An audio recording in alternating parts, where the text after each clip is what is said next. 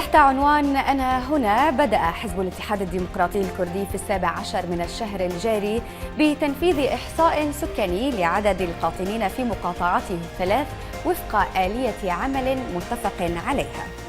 ويخشى المراقبون وفق ما أفادت به وكالات أنباء أن يكون هدف الإحصاء إعطاء حق الانتخاب لمؤيدي حزب الاتحاد الديمقراطي من الأكراد فحسب، ما شكل مجموعة من المخاوف لدى الأهالي وسكان المنطقة.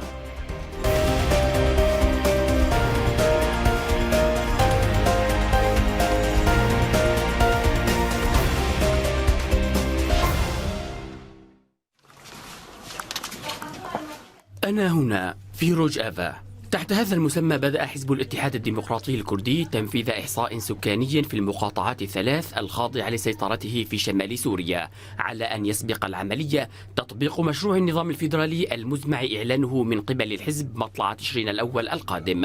ويرافق عملية الإحصاء فرض قوات الحزب حظرا للتجول بداعي تنفيذ الإحصاء.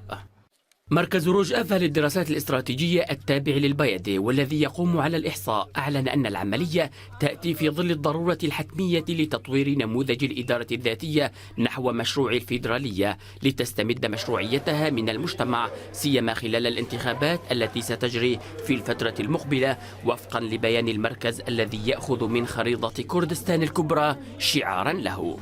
ورغم أن القائمين على الإحصاء أكدوا أن هدفه يقتصر على معرفة عدد السكان والفئة العمرية التي يحق لها الانتخاب، إضافة إلى الوضع الاجتماعي وحالة النزوح واللجوء من وإلى مناطق سيطرة الحزب، إلا أن المراقبين اعتبروا أن توقيت إجراء الإحصاء والجهة القائمة عليه يهدف لترسيخ صيغ محددة تتيح لحزب الاتحاد الديمقراطي تمرير أجنداته السياسية باسم الشعب.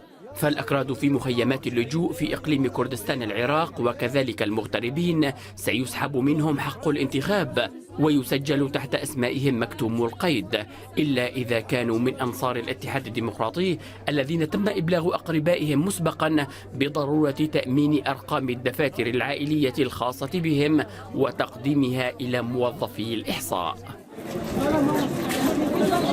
ويواجه إحصاء أنا هنا رفضا من الناشطين الأكراد ومختلف الجهات السياسية والعرقية الخارجة عن منظومة الإدارة الذاتية، فالإحصاء عادة ما يكون في فترات الاستقرار لا في الأزمات والحروب التي يمكن من خلالها تسويق مشاريع سياسية، إضافة إلى أن حزب الاتحاد الديمقراطي قام خلال سنوات سيطرته بتهجير أكثر من 1,000,000 كردي جلهم من المعارضين لسياسته، خاصة أنصار المجلس الوطني الكردي، وهو ما يطرح تساؤلات فيما إذا سيجرد الاتحاد الديمقراطي معظم أنصار المجلس من الجنسية. فيما ربط آخرون بين هذا الإحصاء وإحصاء عام 1962 وتم بموجبه تجريد 120,000 كردي من الجنسية السورية. ومن هامبورغ ينضم إلينا المحامي والكاتب حسين شلبي. حسين شلبي، أهلا بك سيد حسين. يعني الإحصاء الذي أجري هذا الشهر في منطقة غير مستقرة ومشتعلة أيضا عسكريا وسياسيا، برأيك ما هي الأهداف الغير معلنة لهذا الإحصاء؟ مساء الخير. حقيقة يعني أنطلق من ما انتهى إليه تقريركم.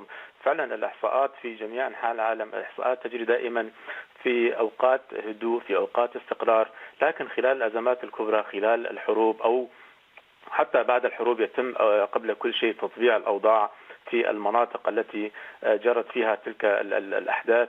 بعد ذلك يمكن إجراء إحصاء. حزب الاتحاد الديمقراطي الإحصاء الذي يقوم به حقيقة هو إطلاق كلمة إحصاء عليه تأتي تجاوزا، لأن العملية تخرج عن ذلك بكثير. العملية هدفها أولا هي إشغال الكرد عن أوضاعهم التي آلت إليها، عن أوضاع السيئة التي آلت إليها، إشغالهم لصالح النظام السوري، وكذلك إظهار حزب الاتحاد الديمقراطي على أنه أكثرية في المنطقة. نعم. الظروف التي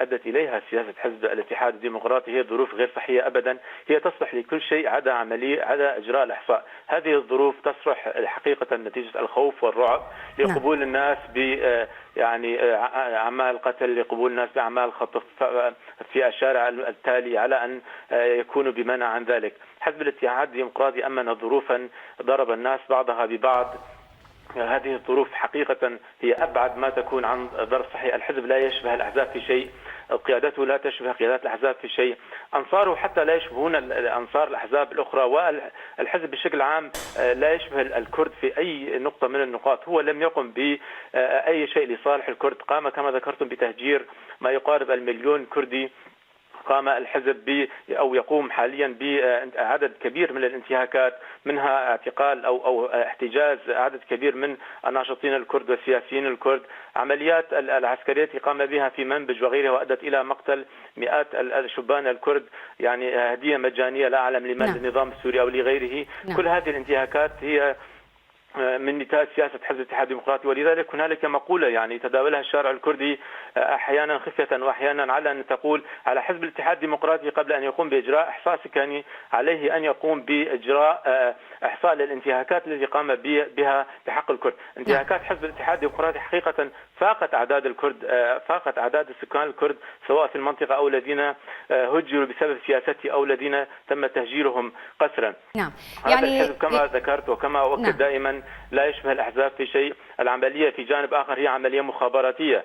يعني هنالك أسئلة تطرح على الناس الذين على أساس يقومون بإجراء إحصاءات لهم يتم سؤالهم عن رقم هاتف واسم أقاربهم الموجودين خارج البلاد، يتم سؤالهم حتى عن عناوين الأشخاص، يتم سؤالهم عن أسماء المنشقين عن نظام، وفيما إذا كانوا يقيمون في دولة أوروبية أو قد التحقوا بصفوف البشمركة، فيما إذا كانوا قد يعني قاتلوا في واحدة من الفصائل المسلحة. نعم، يعني سيد حسين كما ذكرت قبل قليل أنه من الملفت توقيت الإحصاء في ظل حالة عامة من التهجير القسري، حالات نزوح ولجوء، يعني هل من الممكن أن يعتبر هذا الإحصاء هو حالة استباقية لاستغلال حالة التهجير العامة في المنطقة؟ هو حقيقة حزب الاتحاد الديمقراطي خلق دائما الظروف التي لكي يعني فيما بعد يفاخر أو يقول بأنني أكثرية في هذه المنطقة أو تلك، والأكثرية التي يعني يزعم وجودها لديه هي حقيقة أكثرية تقوم على العنف واستخدام السلاح. يعني في اللحظة التي يقوم حزب الاتحاد الديمقراطي بإنزال السلاح عن رؤوس الناس، ينتهي هذا الحزب مثلما سينتهي أمر النظام السوري في حال تخلى عن الطيران وفي حال تخلى عنه حلفاؤه. هذا الحزب يعتمد سياسة تقوم على العنف وليس أكثر من ذلك، لا يفهم غير هذه السياسة. الإحصاء الذي يقوم به حاليا هو إحصاء بعيد كل البعد عن كلمة الإحصاء، لأن الناس لا تعترف بهذا الحزب ولا بسلطته، والدليل على ذلك هو الاعتقالات التي قام بها مؤخرا. الناس لا تعترف بأي سلطة من سلطاته، يعني الإدارة الذاتية التي أعلن عنها غير معترف بها من أي دولة من دول العالم، وإلا كنا قد تحدثنا عن وجود سفارات على سبيل المثال لهذا الحزب في هذه الدولة وتلك. على الأقل قام المهجرون بالذهاب إليها لتسجيل أسمائهم كمواطنين في كانتوناته وإدارته الذاتية المزعومة. نعم. هذا الحزب منغلق على نفسه، لا يرى خارج الشرنقة التي أرغم نفسه على التواجد فيها، ويحاول تطبيق ما برأسه على جميع الناس. نعم. يعني مهما كانت نتائج هذه السياسة، والحقيقة نتائجها هي كارثة على المنطقة الكردية السورية التي أصبحت خالية من الناس. يعني أن في اللحظة التي يتم فيها فتح الحدود لبقايا الكرد أو لبقايا السكان الموجودين هناك، لن يبقى أحد تحت سلطة هذا الحزب، وسيترك جميعهم الجمل بما حمل. نعم، يعني سيد حسين برأيك كيف سيستخدم حزب الاتحاد الديمقراطي هذا الإحصاء سياسيا؟ هو كما يعني ذكرت وأؤكد دائما، الإحصاء هو نتيجة يعني عبارة عن دراسة أمنية يحاول الحزب القول لنفسه أو ليس للآخرين، لأن لا أحد مقتنع حقيقة بنتائج الإحصاء ولا أحد يعترف به. الحزب يحاول أن يبرهن نفسه على أنه أكثرية في المنطقة. هو خلق هذه الظروف، هو الذي يعني جوع الناس، هو الذي ضرب التعليم، هو الذي يعني خلق كل الظروف التي جعلت الكثير من الناس الذين يجدون نفسهم في مأزق على على الالتحاق بصفوفه أو على أقل تقدير على الصمت أمام سياساته.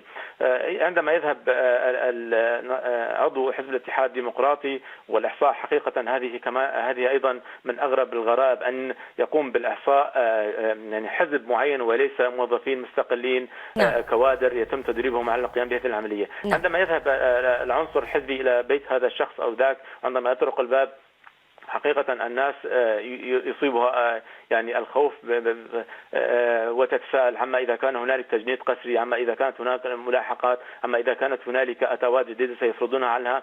الناس يعني يتعاملون بشيء من الأريحية مع القادمين إليهم، يتعاملون معهم بطريقة بحيث يعني يكفون شرهم ويتخلصون منهم بأي طريقة من الطرق، وبالنتيجة يسجل الحزب جميع الناس المتواجدين في المنطقة لمصلحته. وفي حال إذا ما كانت هنالك أي انتخابات أو هو لن تجرى انتخابات يعني خارج المنطقة. أما في حالة ما تم ذلك فالحزب سيخرج أوراقه من أدراجه وسيقول بأنني أكثرية في هذه المنطقة. وهذا تزوير لإرادة الناس وتزوير الحقيقة على الأرض. شكرا جزيلا لك سيد حسين شلبي المحامي والكاتب، كنت معنا من هامبورغ. وتتابعونا بعد الفاصل. الملف السوري يلقي بظلاله على الانتخابات الألمانية، واليمين المتطرف يخلط أوراق التحالفات ويزيدها تعقيدا. وفاة شيمون بيريز آخر الآباء المؤسسين لإسرائيل.